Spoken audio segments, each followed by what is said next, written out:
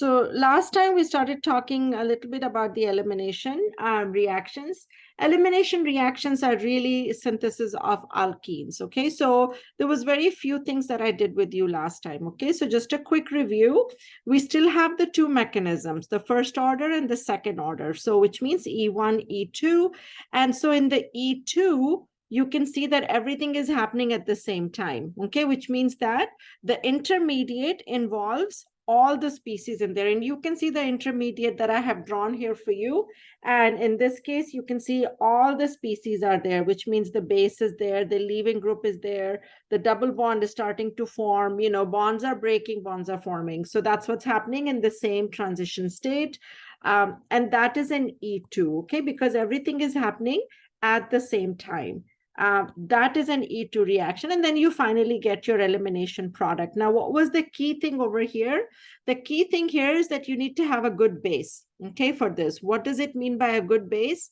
I covered everything for you later, so we'll get there also. But base really means that something that abstracts protons. Okay, so generally we think of bases as nucleophiles also because bases are also electron rich, but sometimes they don't match up. Okay, so you have to have good bases versus good nucleophiles. All right, so for elimination, you need to have good bases. The problem that you're going to encounter is that there's going to be a little bit of an overlap. Okay, so methoxide, T-butoxides, these are also very good bases, but they're also very good nucleophiles. Okay, so we're going to have little issue, but we'll talk about that later. Okay, the other thing I mentioned to you about the elimination reaction is that it's an alpha beta or a 1-2 elimination. What that means, all that just tells you is that elimination is happening on adjacent carbons. It's not like you can eliminate from one carbon and then go to the fourth carbon to do an elimination, or the third carbon. You can't do that. You have to do the elimination in adjacent carbons. Okay, that's the key thing for the 1-2 elimination. And that goes for E1 also. Okay, E1 has the same thing. You have to have the 1-2 elimination. Okay, so E1, the difference between E2 and E1, as you know, just like SN1, SN2, is that E1 is first order, which means only the substrate is involved in the transition state. Okay, so which means that if I were to draw the transition state, this would be it. Okay, this is the transition state. So you form the carbocation. Once the carbocation is formed, now you can do elimination. Okay, so you still need a base for this, all right? Because now if you have a nucleophile, you will get substitution because that's what we have done, right? So you still need a base because base means something that picks up a proton, all right? And then you will get the product. Again, this is a 1-2 elimination. So we're going to have to deal with that a lot. Okay, the 1-2 elimination, because it's an important thing. So then we talk just a little bit about the substrate also, because I can see that over here that I mentioned that tertiary is better for E1, just like primary is better for E2. Actually, secondary is better for E2, and we'll talk about that, okay? Because we still have a lot to cover for elimination reactions. So that's something that I mentioned to you. And then we talked a little bit about bases. What is a good base? Okay, something that picks up a proton, that abstracts a proton. That's an important thing, okay? So the important thing here is that the base should not be a nucleophile, which means it should not do substitution. It should do elimination, okay? That's the important thing. Just one thing I want to say, okay, before we get too confused about everything. These reactions, they give us an insight into how reactions work. That's why we learn these mechanisms. Does this mean that this is the only way to make an alkene? No, absolutely not. Okay, so there are going to be many, many ways that we are going to learn how to make an alkene. So what I'm trying to say is that if you hear me saying that you have to have a good base and, you can get substitution, it means that there is some sort of a doubt here. Like, am I even going to get the product, because is it going to do substitution? So you don't want to go into a reaction having that doubt in your mind. Okay, you want to go into a reaction saying that, oh, this is the product I want and I'm going to target this. Okay, so that way I only get this product. So this is just a mechanism that we are learning so we understand the process of how elimination works. So that way we can make sure that we get the product we want. Okay, so that way we know which reaction also not to do. Okay, not only like what we can do, but also what we should not do. Okay, all right. So back again to the bases. So the bases that I have boxed over here, the hydride and the DBN, those are like your traditional bases, really, really good bases, which means that if you see DBN anywhere, now Klein likes to use DBN, okay? So if you are reading his book and you see DBN, I mean, that's like a sure shot that, okay, this is going to be an elimination reaction, okay? For me, I give you all sorts of bases, okay? I don't just give you DBN. Actually, I don't use DBN at all. I use all sorts of other things, okay? Because I want you to learn all the different things that are possible, okay? And so, part of what we're going to do today. So then hydride is also a good base. Now, the other bases, which are also good nucleophiles, because we saw that in the substitution reactions also, hydroxide, methoxide, ethoxide, T-butoxides, these are some of the very good nucleophiles that we have been dealing with, and now suddenly they appear again as a strong base. Okay, so which means that we're going to have issues. Okay, we're always going to have issues, but the point is to get through those. Okay. And then you're never going to use chloride or the SH minus or iodide as your base, because these are very good nucleophiles. Nucleophiles meaning they only go for the electrophile. They don't go for the proton. They don't need the proton. Okay, so that's something that you have to watch out for. Other than that, when we go through all the reactions today, then hopefully things will become a little bit clearer for you. And my thinking is always that you have to give yourself some time, okay, to absorb everything. If you think you will learn everything right now, right away, that's not possible. Okay, so give yourself some time also. Okay, so first of all, we just clarified that you have two types of reactions, the E1 and then the E2. Okay, so what I'm going to talk about is some of the characteristics that go on. So just like in SN1, SN2, I talked about the different kinds of exceptions you can have, right? The exceptions was in SN2 when you have a very sterically hindered carbon, or you have a very sterically hindered base, right? Or the nucleophile, like the T-butoxide, really big, or you have a substrate that is electron rich, right? Those were some of the considerations we had in SN1, SN2. So now we're going to talk about E1 or E2 and how all the different things are involved here. Okay, so the one thing that I want to talk about, or not one thing, the first thing I want to talk about is regiospecificity.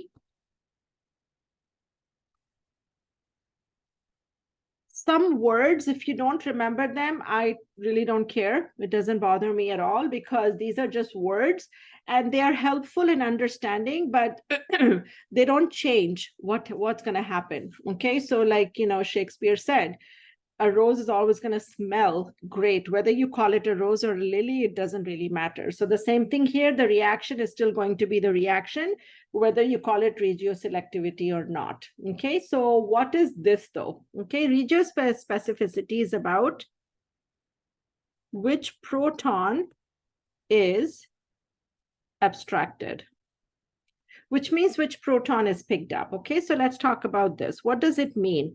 So here we have the bromide. Here is the leaving group. This is a nice secondary halide. Okay, so let's say you have a nice strong base. Okay, and the strong base we are going to take is, let's say, methoxide. And in case you're wondering, what am I supposed to do? If you give me methoxide and you give me a reaction like that, am I supposed to do substitution or am I supposed to do elimination? And I guide you with that. Okay, so you have to read the question carefully. So sometimes I will say, give me the elimination products, okay, for this reaction. Sometimes I will say, I will leave it to you sometimes. Give me the product and then you decide what you want to do. Okay, so read the question carefully. And as I said, I am a little bit flexible, provided you have a good justification for your answer, because I know some of these things here are a little bit shady. Okay, so what is it that we are talking about here? What we are talking about here is actually the fact that you have two beta protons here. Okay, so it's not just one, you also have a proton here, right? So this is the alpha carbon. The bromine, where the bromine is the alpha carbon. But now you actually have two beta protons, okay, one on either side. So let's write the products for both of them. Okay, so if you have OCH3 minus over here, so methoxide picking up the green proton, if you pick up the green proton, then this is what's going to happen. The bromide is leaving no matter what. Okay, that's not an issue. It's just a matter of which hydrogen are we picking up. So then in the second case, I'm going to get a red pen so you can see this one. So in the case of the second hydrogen, the methoxide is picking this hydrogen proton. This proton is going to leave its electrons on this bond. Okay, so now the product that we get is this one. So you get two different products. You're not getting the same product in this case. Okay, now in some cases, depending on where your leaving group is, you may get the same product. Okay, but in this case, we are not getting the same product. We're getting two different products, and both of the eliminations are valid because both of them are alpha beta elimination. Okay, fine. I'm getting two products. First of all, what are they called? So the first one here, this is called the Hoffman product. And the second one is called Zaitsev's product. Learn the name because you're going to use this a lot. Regiospecificity, no, you don't have to worry about it. But Hoffman and Zaitsev, you're going to use a lot. This chapter also, and in future chapters as well. I'll be bringing up Hoffman and Zaitsev's all the time. Okay, so what does it mean that you have a Hoffman product? In the case of Hoffman product, the alkene is less stable. Actually, I should write with green because the proton was green in this one. I know you're probably thinking I'm being silly, but okay. Less stable alkene. And in the case of the other one,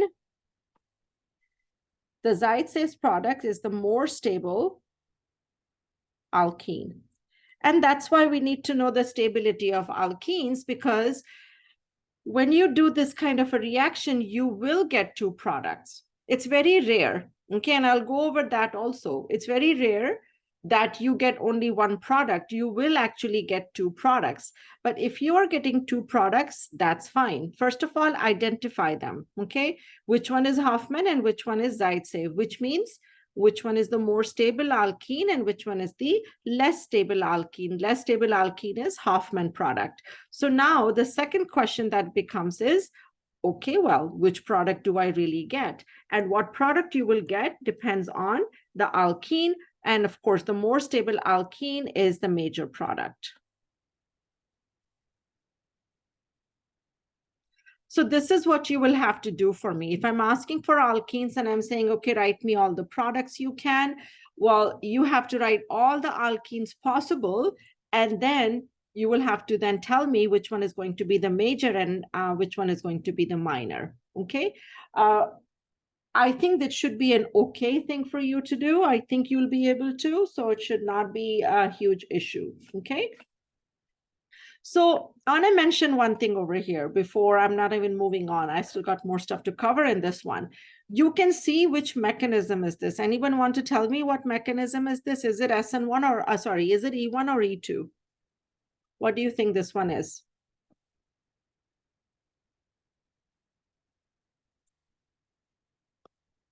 Don't take too long.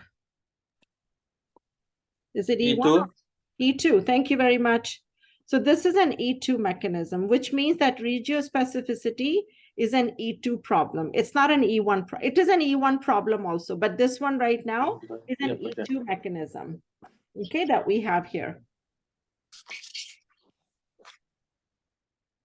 Okay, so how do we control this? How do we control this issue? Okay, we can't afford to have two products because unless you want two products, that's a different thing, okay? But nobody wants two products, okay? Because then you have to analyze both of them. You have to, first of all, you have to separate them both, and then you have to analyze them, whatever. So it's just too much work, okay? So which means that you really want to focus on getting one product, okay? So here is how you make sure that you get one product instead of getting two products. So let's take the same alkene now, alkyl halide.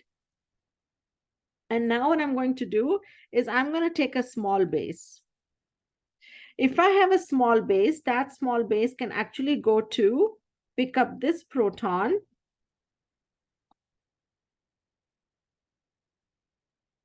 to give me the Zaitsev product.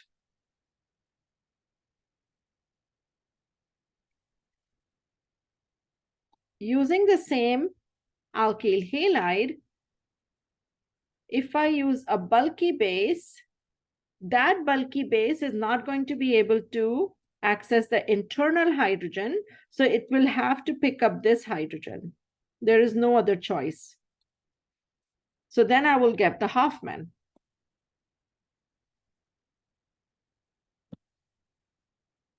So now I have a targeted synthesis. Messing up the spelling here.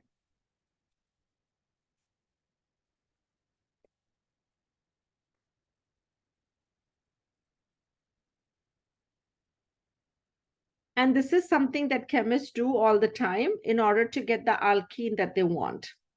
Okay, and we will be dealing with this as time goes on. Okay, so now this is still an E2 mechanism, but now what we have done is we have changed the nature of the base. Okay, so if you have a small base, it can actually access the internal hydrogen.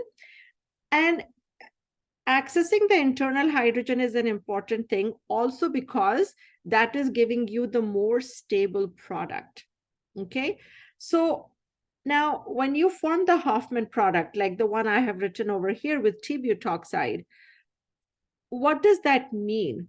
When we say that, okay, it's not the most stable alkene, but in this case, what is happening is because we are doing a targeted synthesis, you will get only the Hofmann product and your yield can also be good.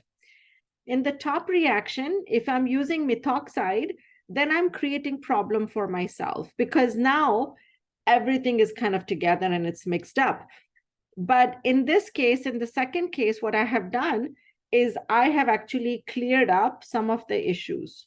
Okay, so by using only one single kind of a base, I have made sure that I can target my synthesis, okay, to give me a Zaitsev product or a Hofmann product.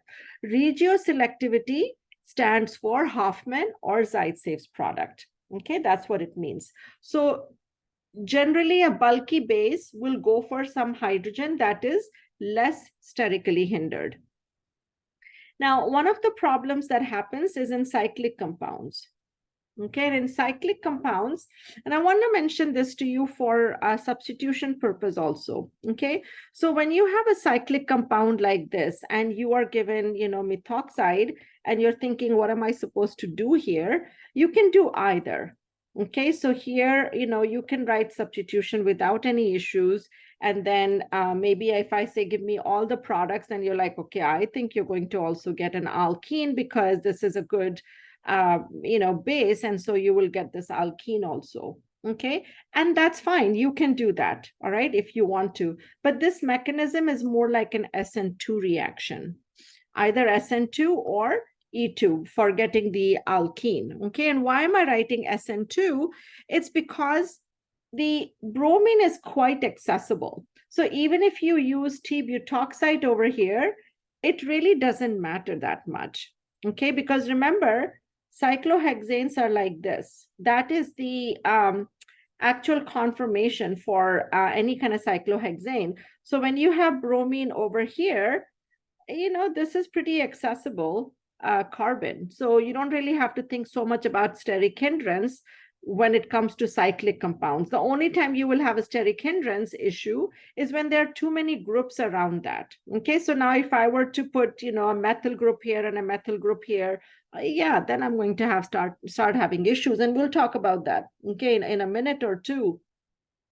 But if you just had a secondary halide without any kind of steric hindrance or any steric issues, then yeah, you can get two products, okay, in this case. And unless any other condition is specified to you, then maybe it's possible you can get an equal mixture also, okay, of both of these, because you're like, yeah, both are possible in this one, so I'm going to go for both, and that's totally fine, okay? All right. So this is regio selectivity. Now, one thing I want you to keep in mind, okay, and this is something that we forget a lot of the time, is the alpha beta elimination, okay? And I want you to pay attention to that, okay? So the first thing you should do, so if you get a compound like this, and I ask you, okay, go ahead and write me the elimination products. Okay, so I'm telling you already, give me the elimination products. So what kind of alkenes am I going to form when I'm starting with this kind of a substrate? The first thing you should do, absolutely the first thing you should do, is identify the beta hydrogens. You're like, okay, do I have any hydrogens next to it? Okay, so that's the first thing you should do. Depending on where the halide is, you can have up to 3 beta hydrogens, okay, depending on where it is. So just, watch out for all of those kind of things. So once you have this, now it's not a problem, because now once you take away this proton, then you're going to have this product. And then in the other case, if you take away this proton, then you will have this product. Ethoxide, it's a good base. It's not that big. It's not that small. It's kind of fine. So if it is kind of fine, then you probably will get both of them. So if you get both of these products, the main thing that you need to write is that this will still be the major product, because this is the Zaitsev product. So you can write both the products, no problem, okay? But just tell me which one is major. And again, how do you decide what's major? It's the more substituted alkene, okay? The alkene that has more carbons around it is going to be the more stable alkene. That's it, okay? That's the Zaitsev's product. That is your major product. Okay, this is what happens in case of E2. So what happens in the case of E1 then? So in the case of E1, you have a tertiary halide. First step for elimination is going to be that the bromide is leaving.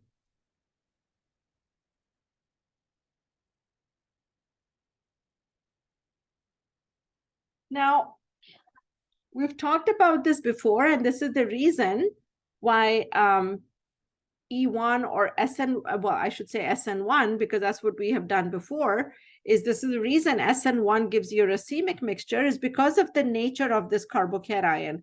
The structure of this is planar. Planar meaning flat. Okay, it's a flat structure. So which means accessibility is not a problem. Okay, which means in this case, if you look at it,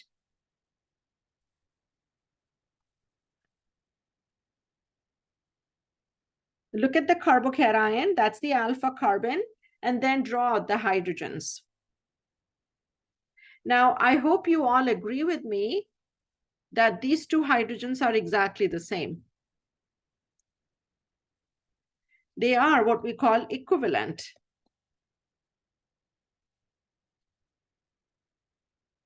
Because it's a single bond, right? And both are methyl groups. So they are equivalent hydrogens, which means you will not get 3 products, you will only get 2 products, okay?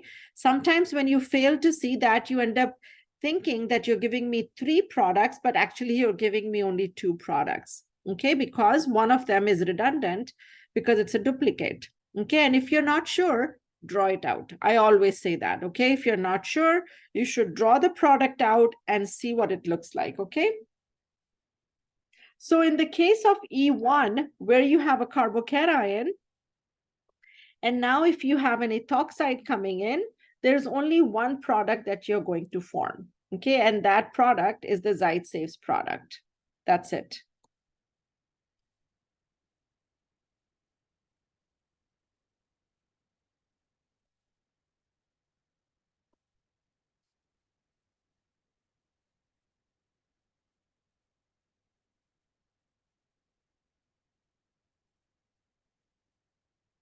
because now the base has a choice.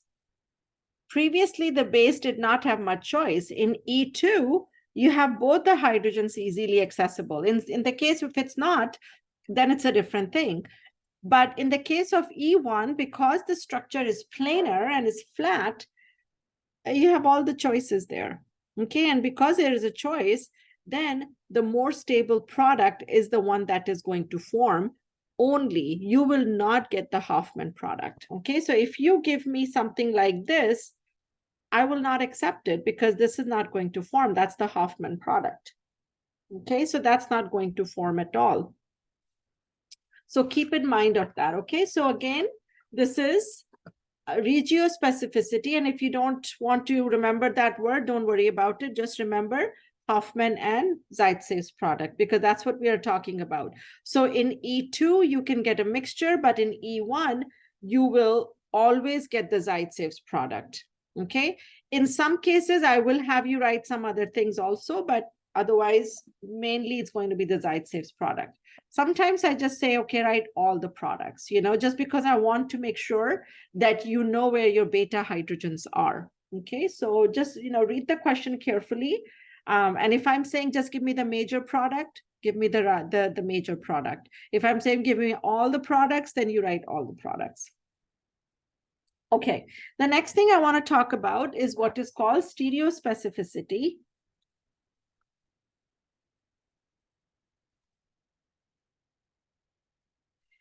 And stereospecificity is primarily for E2.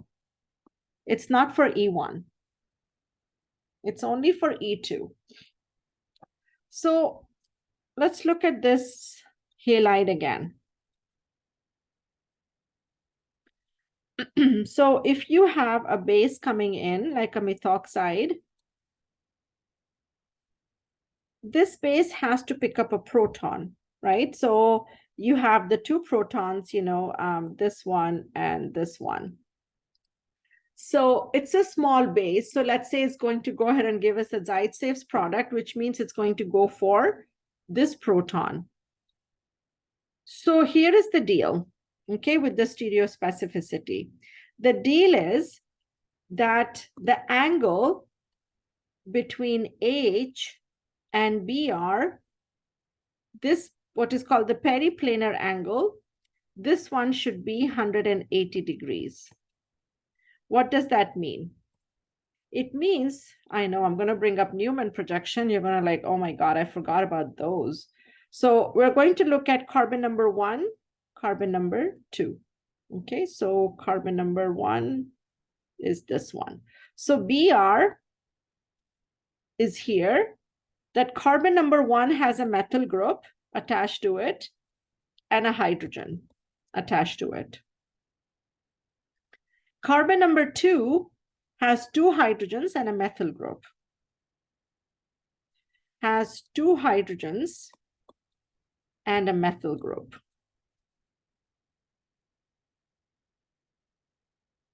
So this is carbon number 1, this is carbon number 2. So what we are saying with the stereospecificity is that these two should be completely opposite each other. That's the 180 angle we are talking about, which means if the conformation was like this is Br and this is CH3,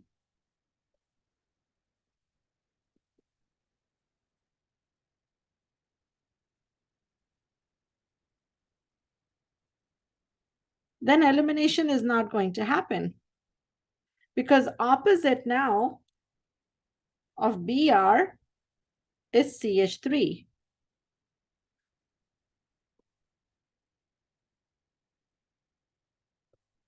No product.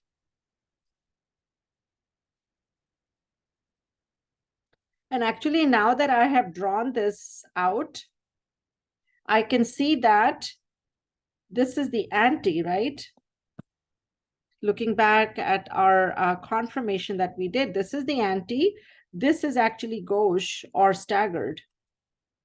So gauche is not exactly bad. Eclipse is really bad, right?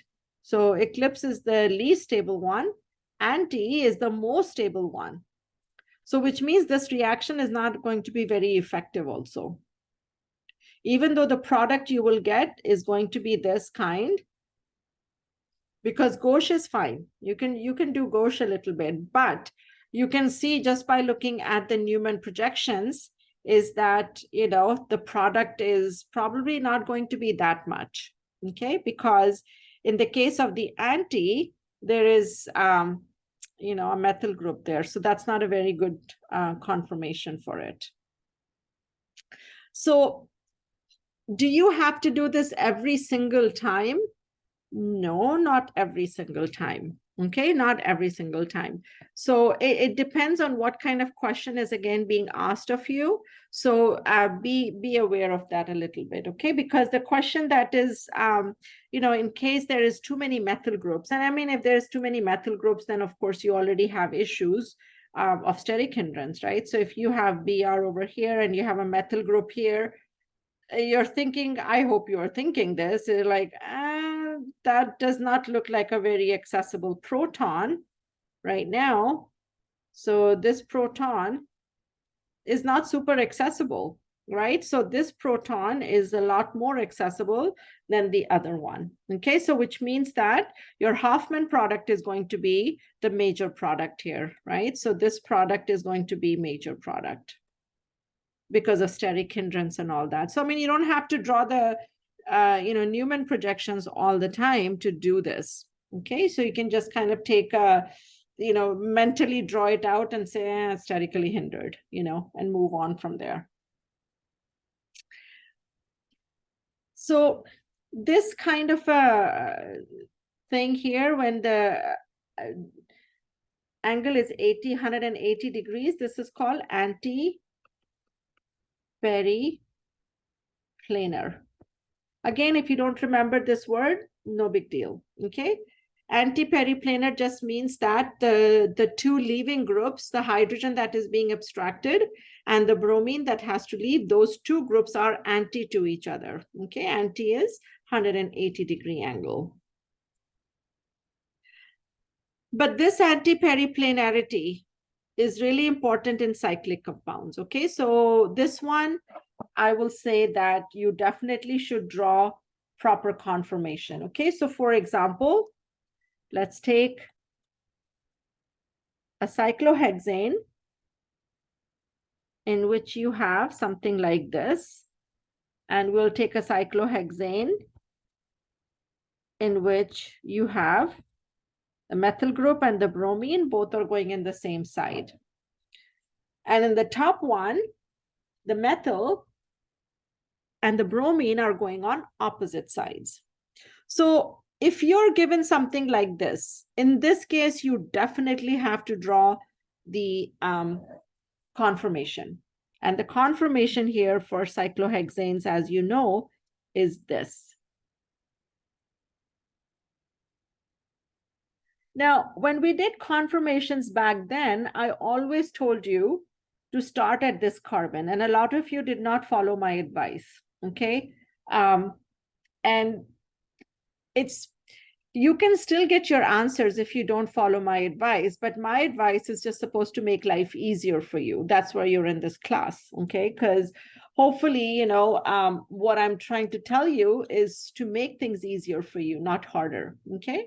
So start from that carbon, okay, that I have the dot on, and put your leaving group there. So that's where the leaving group should be.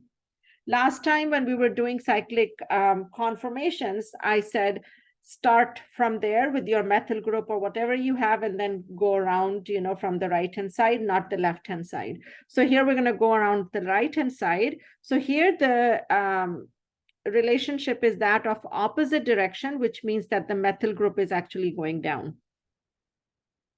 So bromine is going up, methyl group is going down.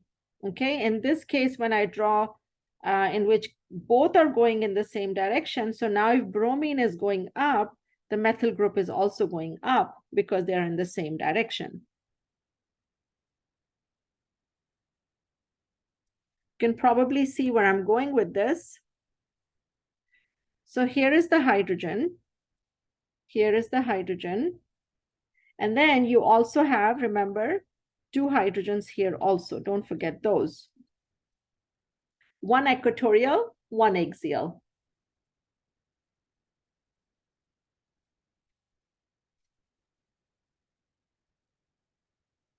So now if you look at the top one,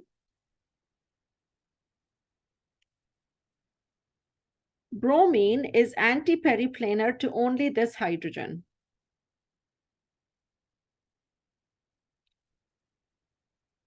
So if this is the alpha, this is beta, beta 1, let's say, this is beta 2. So the only hydrogen that's available is on beta 2, not in beta 1. So which means that the product that you're going to get, and let's say whatever our base is, methoxide, the product you will end up getting, the methyl group is still there. This is the alkene you will get because this is the proton that's leaving with this bromine. Anti-periplanar, 180 degrees.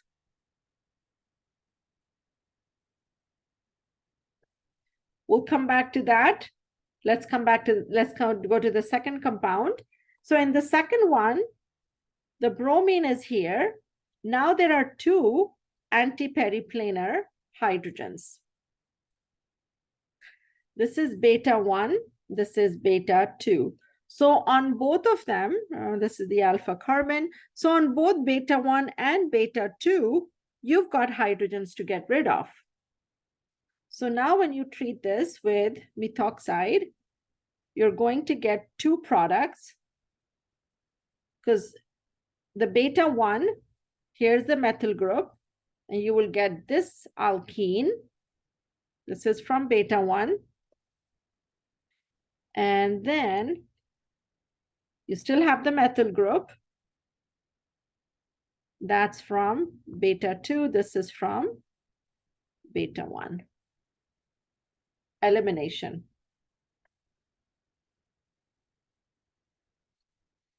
And if you're looking at this and you can't make up your mind, okay, like what's going on here, I can't see what's going on, okay, then you can convert it back into the cyclic structure. Okay, so now 1, 2, 3, 1, 2, 3. So 1, 2 has the double bond, 3 has the methyl group, which is the same as this one. So here is the double bond. Now for the other one though, this one is, here is the methyl group and here is the double bond.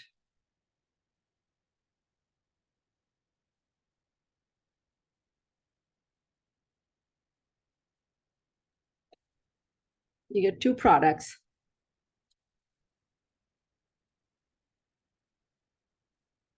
So in the first case, let me draw a line here.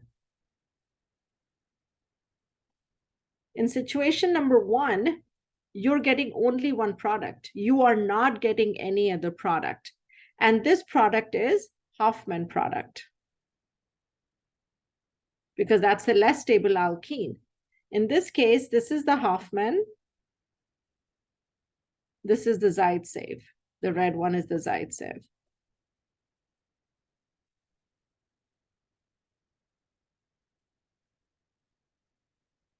So in the case of the second one, you're getting 2 products. In case of the first one, you're getting only 1 product.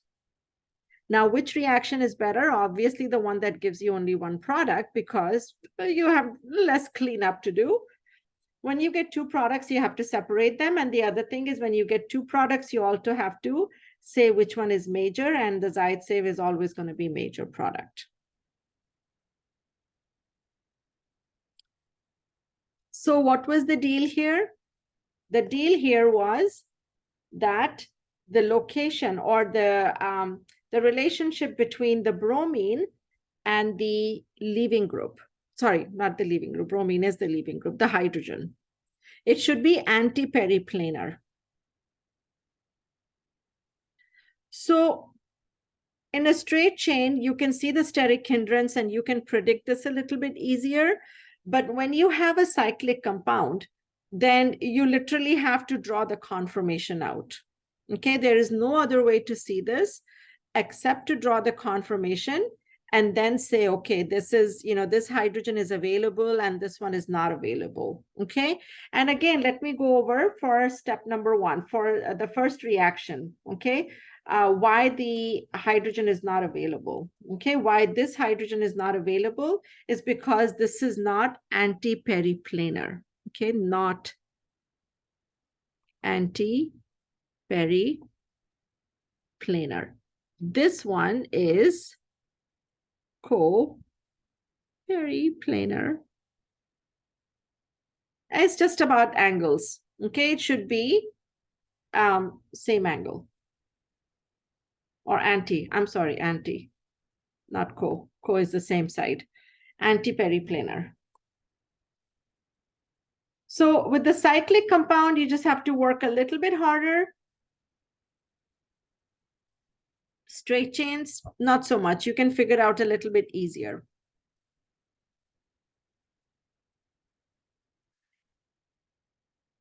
Questions? Anything that is bothering you?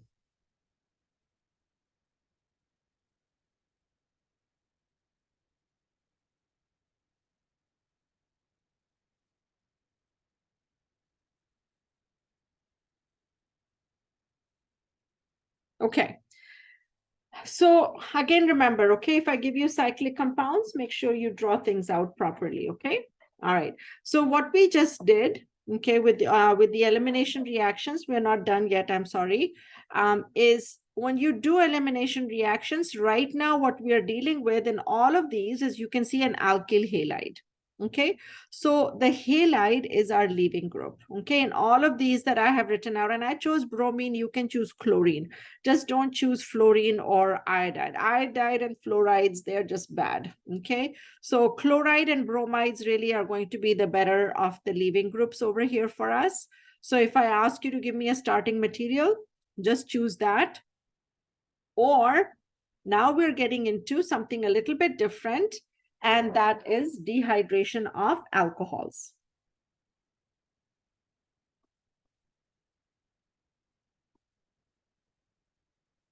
So now our leaving group is going to be just a little bit different.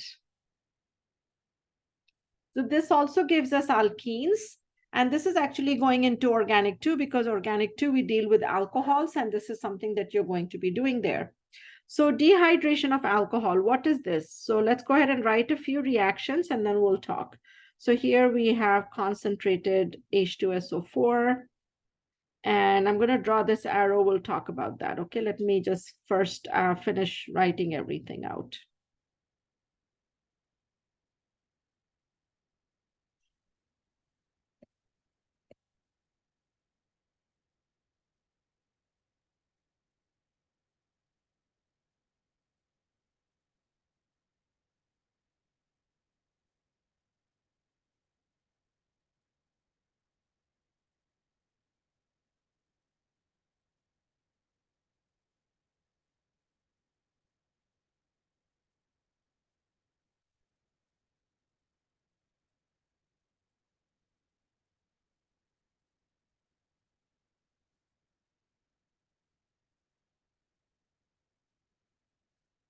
Okay, in case you were writing, hopefully you're all done writing also.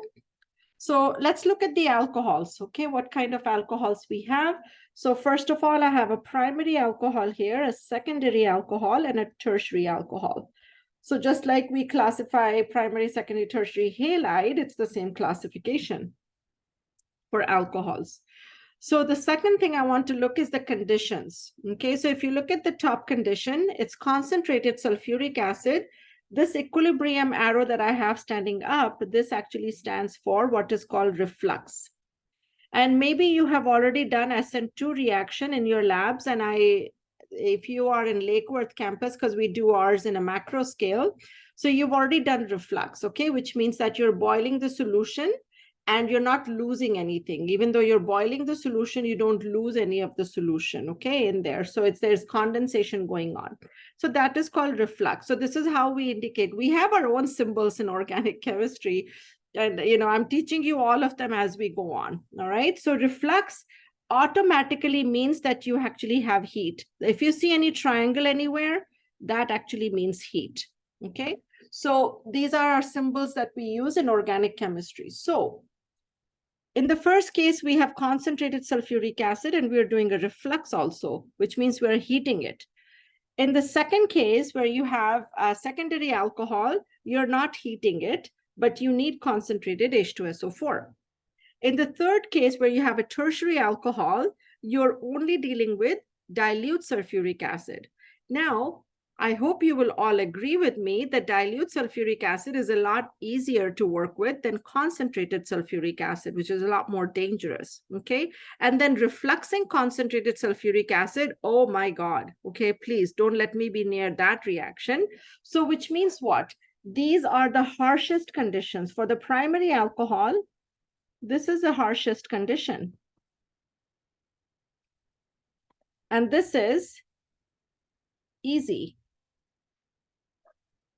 So if you have a harsh condition, it means that something is really hard to do. It's not very easy to do. Well, I guess that means the same thing, right? So harsh conditions mean that you really need to struggle a lot in order to do that reaction. In an easy condition, it means it's easy to do this reaction. So what I'm trying to say is with all of this, it's telling us that this reaction is most favorable. So tertiary alcohols are the easiest to dehydrate. That's really what I'm trying to show you by writing all of these reactions, okay? So now what does it mean that the tertiary alcohols are most favorable? Why are they the most favorable to do? That we shall do after the break. So in the case of dehydration, okay, the mechanism that we are always going to follow is E1 mechanism, always, okay? And that is the reason why tertiary alcohols work the best, okay, for this one. So actually it's the other way around, okay? So tertiary alcohols will always follow E1 mechanism, or alcohols generally do. So how does it work? Okay, because look at the conditions that we are working in. Concentrated sulfuric acid, we have not used acids before. For all the alkyl halides, we were using bases. I need a strong base, I need a strong base, I need a nucleophile, which is also negatively charged. But now we are using an acid, okay? So which means that the mechanism is slightly different. You have used acids before, okay? You have, maybe you've forgotten it and it'll come back to you, okay? We've used acid before when we talked about how to make a bad leaving group a good leaving group, okay? So let me just write this on the side over here. If you remember, I said to you that in case you wanted to do this kind of a reaction, where you want to substitute alcohol for chloride. So you can use NaCl, sure, but if you use an acidic medium, then it will work a little bit better, okay? Because now the protonation can happen. And once that protonation happens, now you have a good leaving group. So all you need now is a nucleophile, even a weak one, and that can get rid of that water, okay, as the leaving group. That's what we talked about a long time ago. So this can work for SN2, but we are going to be dealing a lot with E1, okay? You can do E2 also with alcohols, but you can look at the conditions that E2 is going to be much harder, okay? Remember, E2 works for primary halides, right? Secondary. And look at the conditions we're dealing with. So tertiary alcohols are the easiest one to dehydrate, which means E1 mechanism is really the most important one here, okay? So let's go ahead and write a mechanism and first get that out of the way, okay? So here is the alcohol. Here is H2SO4. You know how I am about mechanisms. Your starting point of the arrow, where your arrow is ending, that is important to me. The connections are important to me. Writing all the cations is important to me. So, and it's not just me. You will see that all organic chemists are like that. You can write your protonation like this, or you can write it like this. It's entirely up to you. Both are correct. The main thing is I want to see the positive charge there, okay? Because now this oxygen is an oxonium ion, so you need a positive charge. So what have we done? We protonated the alcohol. Why have we protonated the alcohol? Because the alcohol is the base here. Because we are treating it with sulfuric acid. Okay, so acid is an acid, so which means the alcohol here must be then the base. Okay, so it's just a simple acid-base reaction.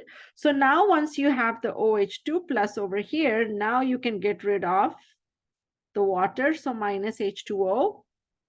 Again, you don't have to write minus H2O. I recommend it. It'll make life easier for you because then you can see what you have done, what you've gotten rid of, what you're adding, things like that. So now all the three methyl groups are exactly the same, right? So it doesn't matter which hydrogen we pick up.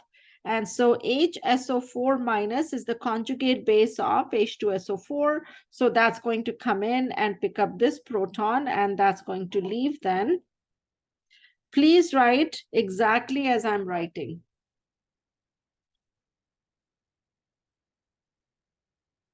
Which means that I need to see what is picking up the proton. Okay, a lot of times I don't see that and it bothers me. Okay, and it should bother you also because you should know what's picking up the proton. Now, what is picking up the proton? Obviously a base, okay? And that's the conjugate base HSO4 minus. Now, you can also have water pick up the proton. That's fine. What you cannot have is anything that I have not given you here. Okay, I've given you only H2SO4. Water you're already producing. And besides, when you have sulfuric acid, you automatically have water there. What you don't have here is any methoxide. Ooh, methoxide, ethoxide. You don't have any of that. You don't have hydroxide in here. You can't have hydroxide in here because you're dealing with acids. Acids don't support hydroxides. Okay, so don't have anything negative in here. You can have neutral and positive. So positive is your carbocation and the protonated alcohol. All right, so this is the alkene that we get. Now, in this case, because all of the carbons were exactly the same, this alkene is not the most stable one, right? This is the Hoffman product, but you have no choice, okay? Because this is the only alkene that's going to form, and that's fine. That's okay. That's not our concern right now. Not in this example. In the next example, yes.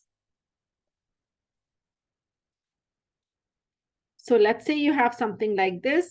Hopefully your arrows are coming a little bit easier to you now. Okay, so again, we are going to do the same thing, which is H2SO4. Let me write my oxygen a little bit larger because that's too teeny tiny. And pick up a proton.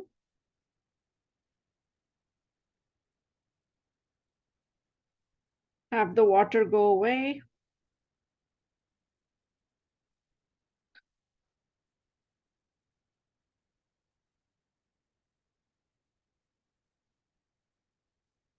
And here is the carbocation. Now, in this case, we're going to have two protons, okay, because you're going to have a proton here, and you're also going to have a proton here. You're going to have two. So, which means we need to write two products, okay? So you'll have a green one, and then we'll have a red one. So again, you can have water coming in or HSO4 minus, whatever you feel like today. Okay, you pick that, you use that.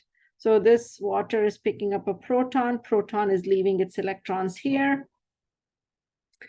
The second arrow is also advisable. Okay, the first arrow is the proton that's being picked up, but the second arrow is showing where the electrons are going, and that will help you. Okay, I'm not doing anything that will not help you. So in this case, the water is picking up this proton, and this proton is leaving its electrons here.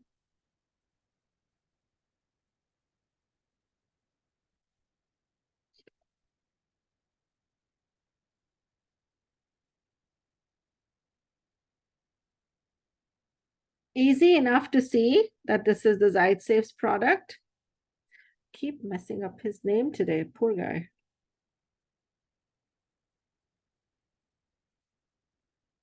And the top one is the Hoffman.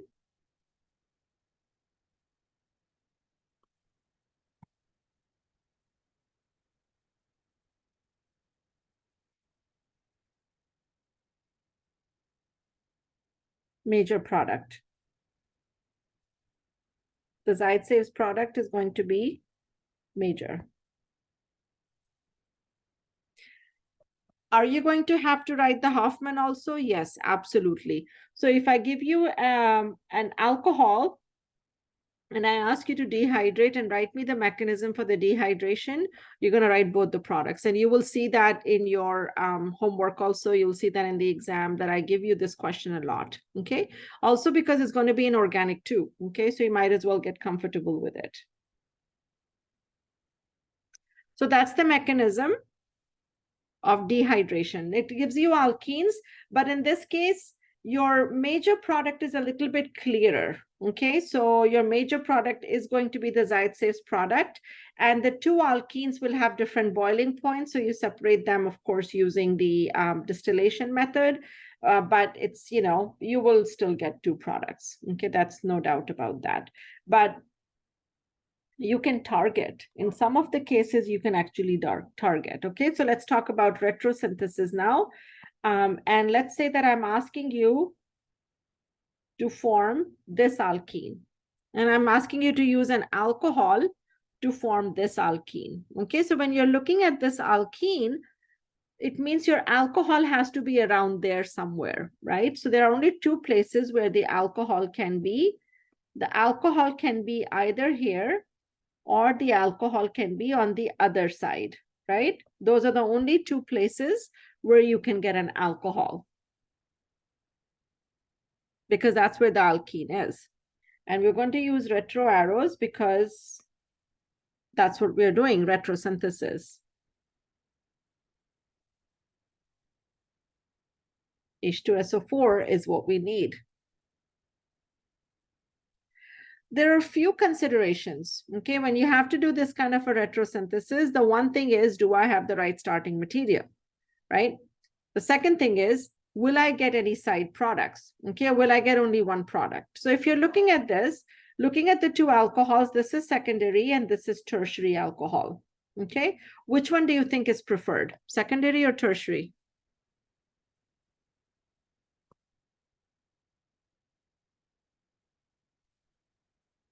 Not a hard question.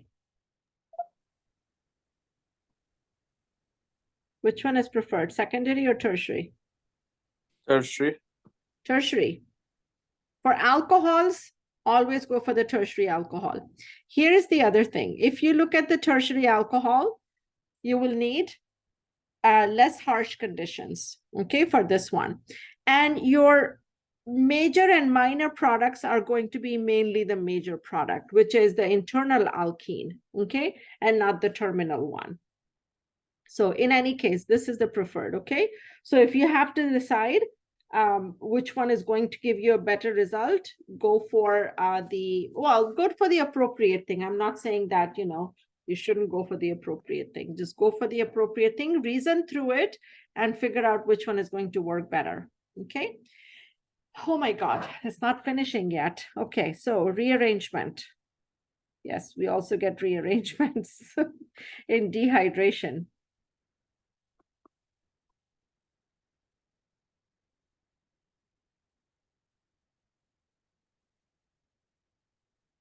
So let's write an alcohol.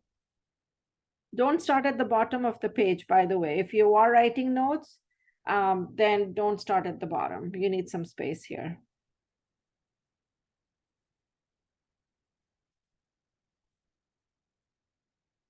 One of the things I want to clarify, just so that you have it on record, is that the reaction of an alkene with sulfuric acid, an alcohol with sulfuric acid, is actually all in equilibrium. I'm not writing equilibrium, okay?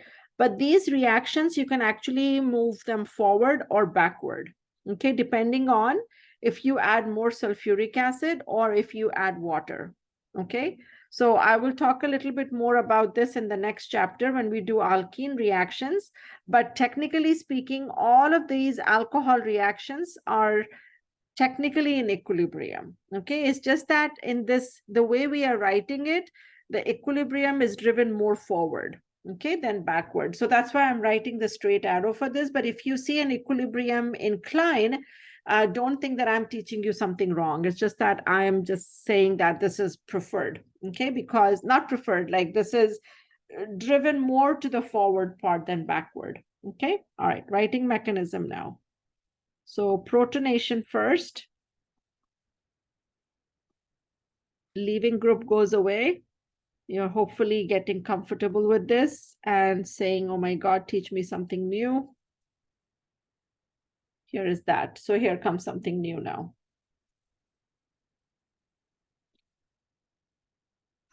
So once you form this carbocation, you have to look around and see if there is anything you can shift. And yes, there is a methyl group that you can shift to this carbon. And what that will give you is this carbocation.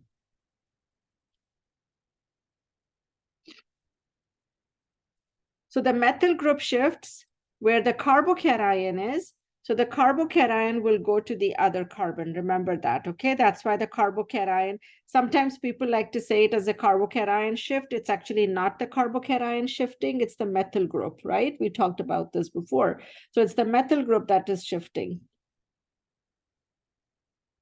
So now all you have to do is, once you've done that, is identify your beta hydrogen. So 1 hydrogen, 2 hydrogen, 3 hydrogen. Oh my God, we're going to have to write 3 products out because all 3 of them look different. So 1, 2, 3. Okay, so we're going to have to write 3 products. 1, 2, 3. In each of these cases, again, you can use either water or you can use HSO4 minus, whatever you feel like today, you can go ahead and use that. Make sure you write the arrows, okay? Don't just write water and finish it off. For 1, you're going to go ahead and pick up the proton. I had it going to 1. It's supposed to be going to the proton right there. And that's the second arrow. So which means that this is the double bond. You still have the 2 methyl groups. Don't forget those.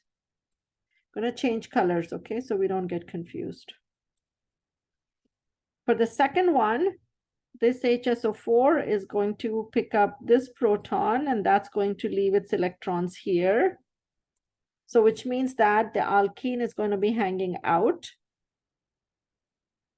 And the methyl group is still there.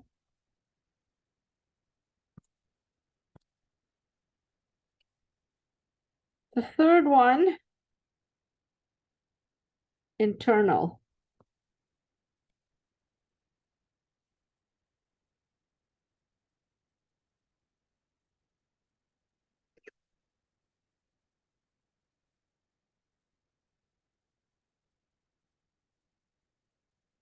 Again, in some cases, I ask you to write all the products possible. And in some cases, I give you the product and then I ask you to explain how they're formed. Okay, like I did in the homework for you, is I gave you the products. So it just depends. Okay, in this case, for example, you should be able to do the rearrangement yourself and you should be able to give me the 3 products. Okay, so for this kind of a question, I would have probably just said, give me all the products you can form. And then, of course, I will ask you to predict which is the major product. Okay, so you have 3 products, 1, 2, 3.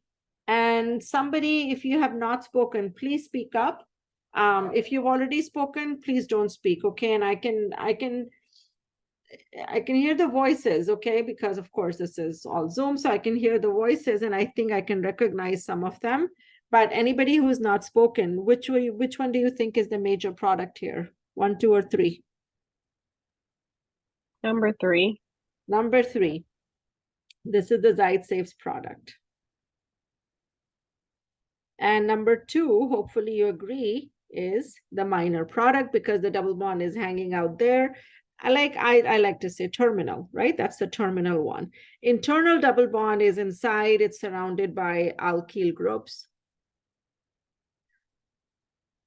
So that's what happens in rearrangements. Now, this is a rearrangement in a cyclic compound. You can have the same kind of thing happening if you had, something like this. So if you had an alcohol here and two methyl groups here, and if you form, with H2SO4, and this is where you form the carbocation, yeah, you're going to shift that methyl, okay, over there. So that's the kind of thing you have to watch out for when you do these kind of reactions.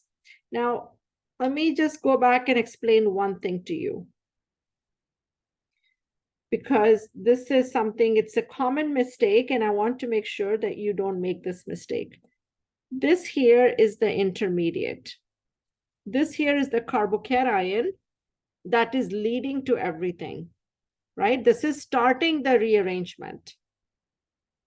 Now, the first thing you have to do when you form a carbocation is see if the rearrangement is possible. Now, once the rearrangement is possible, there is no going back. Okay, you cannot go back. So, which means that this cation that we have formed, the tertiary one, this is it.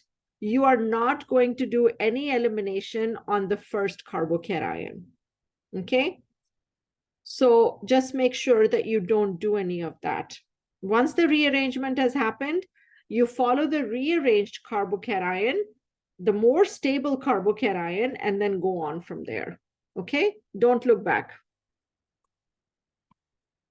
Okay, so that is it. I think that's all I want to talk about for this portion. So this is, again, elimination reactions. And in this case, elimination reaction, this was elimination using dehydration. So there were two kinds of eliminations that we did, okay, for this one. So the E1, E2, so you have the alkyl halides, okay, so you have the RX, which is an alkyl halide, and then we did the E1, which was primarily alcohols only, plus sulfuric acid, right? So this was only E1. And E1, E2, you need an alkyl halide and you need a strong base. So now I need to just talk to you very briefly, okay, about how do you decide what is it that's going to happen? Because in some cases you are going to run into issues where you have to decide, am I going to do substitution or am I going to do elimination? So remember, always for elimination, you need strong base. So let's go ahead and write this now. Substitution versus elimination. So you need a strong base. I'm sorry, this one you need a strong nucleophile. Here you need a strong base.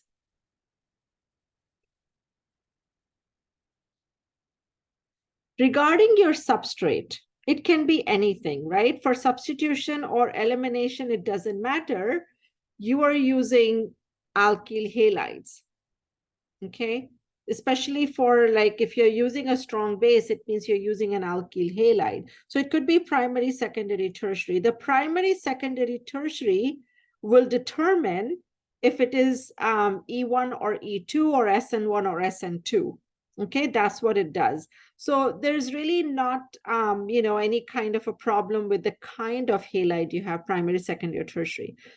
Again, primary, secondary, tertiary will only tell you whether it's going to be a first order or a second order reaction, okay? Substitution versus elimination is, do you have a strong nucleophile versus a strong base? Now, one of the things that I do for you, okay, is that I give you this as a clue. Triangle is heat. So you can promote elimination by adding heat to any reaction. Okay, so for example, if I give you something like this, you've seen this reaction before, and I give you this, right, which is an ethoxide, and you're thinking, I don't know what to do. because when I did it in class, I did it substitution, and then I also did elimination. So what do? If I leave it like this, then no problem. You're all set. You can write both the products for me. I don't care. That's fine. Okay.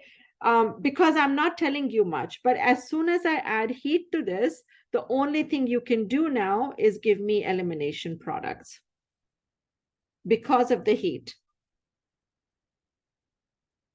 You will not give me substitution products. Okay, so heat is going to promote eliminations. The other thing I would recommend that you get used to writing is what mechanism you're using. Are you using E1 or using E2? Okay, and I will tell you, secondary halides, they like E2 mechanism. Tertiary halides, they like E1 mechanism.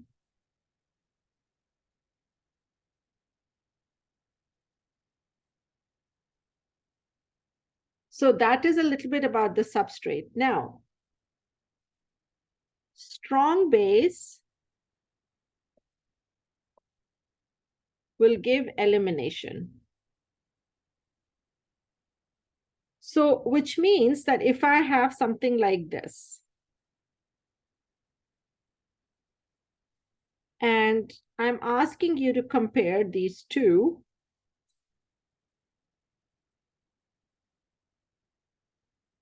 here, I don't have to draw that again, versus water. Please listen carefully, okay? Because sometimes these things can be very confusing. So here's a tertiary halide. You know the reaction, and I'm saying about elimination at this point, okay?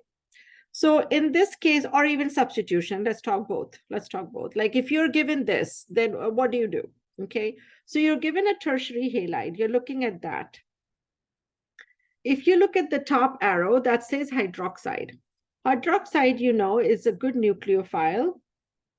It's also a good base.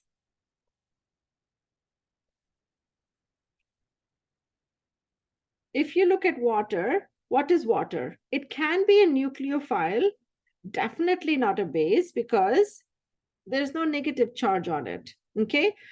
When you see water, you should see more of what we call solvolysis, right? So the solvent is going to start reacting. When you have solvolysis, you're going to get more of SN1. So which means this is going to give you more SN1.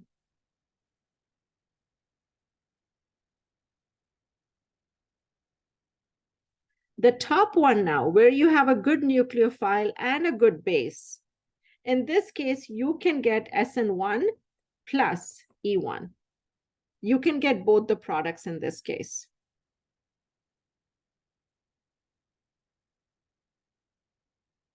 And the base is pretty small. It's very good, base. It's also a good nucleophile, so you can get alcohol. And maybe this is not a good reaction to do. So some reactions are just not meant to be, just because we are writing something doesn't mean it has to happen. You know that also. I mean, I've already given that to you in the homework, that just because we are writing something doesn't mean. And I want you to have that confidence, okay, in being able to say, well, this is not preferred. This is not going to happen that easily. Okay, so be careful about those kind of things. Now, when you have a primary halide, then you have a primary halide and you're given, say something like this, then not a problem. SN2 for sure. You don't have to think twice about it.